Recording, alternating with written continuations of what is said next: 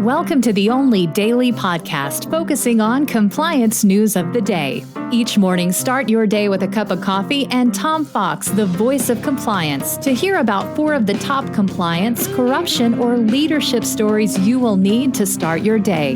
The Daily Compliance News is a production of the Compliance Podcast Network. First, a word from our sponsor.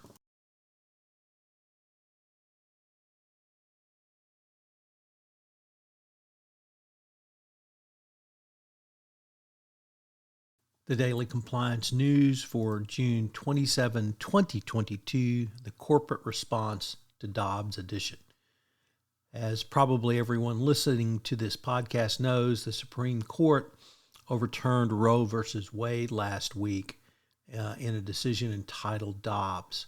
Today, I want to go through some of the responses that corporations have made and some of the things that you might be able to make right now. We've got a list of articles in the show notes if you want references. Number 1, note your own reaction. Companies should first turn inward and think about their own position on the controversial issue. This serves to determine whether the company wants to make its position public and then how to guide that internally.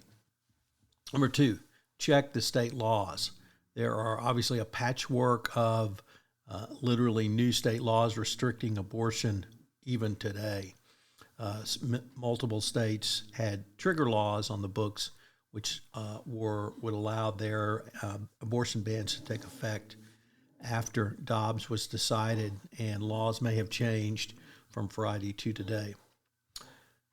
Next up, consider reviewing your own policies and procedures in light of the post-Roe landscape. You should look at social media policies, dress codes, and uniform rules. How are you going to handle employees who might do things like wear T-shirts, wear buttons, or otherwise protest the Roe overturning? Are you going to allow pro-Dobbs supporters to do the same? So review your policies. Of course, you need to consider what the review will be, or rather what your social media policy is going forward. Check your employee reactions. I think about 67% of Americans were in favor of some form of abortion rights. So it's probably likely that a large portion of your workforce is going to mirror that. And you need to have the ability to allow employees to express something this important.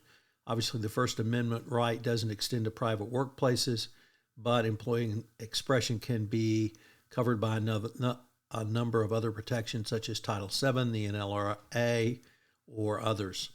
So what are your own employee reactions, and how will that inform your going forward? And finally, prepare for legal challenges. The state of Texas and others are passing laws which will prevent Texas-based employees from traveling outside the state of Texas for abortion services and trying to make illegal conduct outside the state. So you need to be aware of that. The Daily Compliance News is a production of the Compliance Podcast Network and a proud member of C-Suite Radio. Thanks so much for listening. I hope you'll join me again tomorrow.